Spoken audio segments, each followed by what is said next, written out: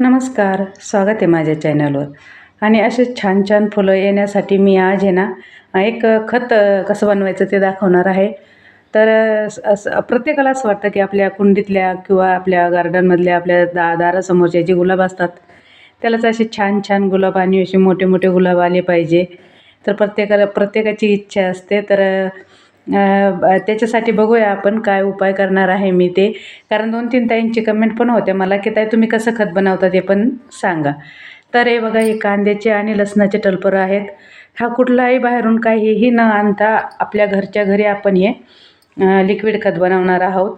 तर तुम्ही बघू शकता, हे मी कांद्याचं टलपर आणि लसणाचे टलपर हे टाकून 3 दिवस मी भिजवून ठेवलं होतं. कारण मी पहिले जे व्हिडिओ टाकले होते ते 2 वेळेस अर्धे गेले होते. म्हणजे एक वेळेस बनवलेलं गेलं होतं आणि एक वेळेस त्याला घातलेलं गेलं होतं. तर 1-2-3 त्यांचे कमेंट होते की ते पूर्ण व्हिडिओ त्याचाच टाका, म्हणून मी आज हा पूर्ण व्हिडिओ बनवत आहे. तर बघू शकता तुम्ही, तुमच्याकडे जर केळीचे टलपर असेल तर तुम्ही केळीची साली पण कट करून याच्यात टाकू शकता. माझ्याकडे नव्हते म्हणून मी नाही टाकले. मागचे जे व्हिडिओ आहेत त्याच्यात आहे मी टाकलेले.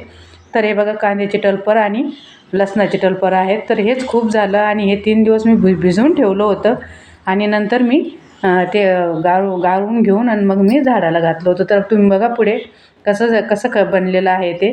तर आपण म्हणजे आहे बघा, तर आपण हे गाळून घेणार आहोत आणि नंतर आपण झाडाला जसं पाहिजे तसं टाकणार आहोत. तुमच्याकडे जास्त झाडे असतील तर तुम्ही जास्त प्रमाणात बनवा. माझ्याकडे थोडेच आहे आणि मी प्रत्येक 12 दिवसाला हे लिक्विड खत घालते, म्हणजे घालतेच गुलाबाच्या झाडांना. तसं मी प्रत्येक झाडाला घालते, पण आवर्जून गुलाबाच्या झाडाला. तर हे बघू शकता तुम्ही, असं लिक्विड झालं आहे आणि हे वरचं जे आहे हे काही वाया जाणार नाही आहे. मी जे भाजीपाल्यापासून जे खत बनवते ना त्यात मी हे टाकून देणार आहे. तर बघू शकता तुम्ही, असं लिक्विड तयार झालेलं आहे. आणि आता मी हे कुंडीतल्या गुलाबांना म्हणजे जे याच्यात आहेत जमिनीवर आहेत त्यांना पण मी टाकणार आहे थोडं थोडं.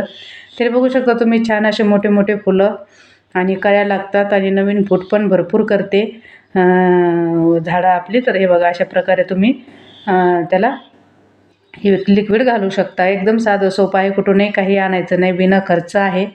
आणि तुम्हाला जर जास्त प्रमाणात तुमचे झाडं असतील तर तुम्ही 15 दिवसाला हे खत घातलं तरी चालेल.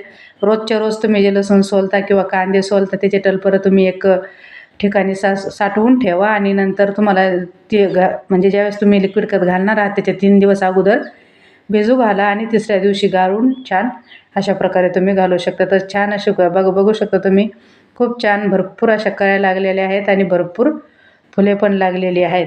तर मी प्रत्येक झाडाला घालते, म्हणजे नागवेल असेल किंवा कुठलाही असेल माझ्या गार्डनमध्ये. तुम्ही माझे व्हिडिओ बघा, भरपूर फुलं आहेत. तर मी प्रत्येकाला हेच खत वापरत असते, लिक्विड. तर पण आज मला स्पेशली गुलाबासाठी हा व्हिडिओ बनवायचा होता. तर बघू शकता तुम्ही, छान असे गुलाब आपले फुटलेले आहेत. तर तुम्हाला जसं पाहिजे तसं तुम्ही जेवढं पाहिजे तेवढं तुम्ही बनवू शकता आणि गुलाबाच्या झाडाला छान असं टाकू शकता का. तर बघू शकता तुम्ही, छान अशा कळ्या लागलेल्या आहेत आणि खूप सारे लागलेले आहेत. मी 3 वेळेस बनवलं होतं, बघू शकता. तर किती छान असे जुडगेच्या जुडगे करायला लागतात आणि नवीन फूट पण छान अशी करत असते ते.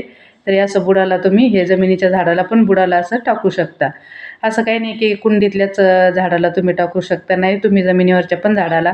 आणि हे जे अष्टरचे फुलं आहेत ना, यालासुद्धा मी तेच खत वापरते आणि शेणखत तर असतंच जमिनीत टाकलेलं, नाही का, प्रत्येक झाडाला.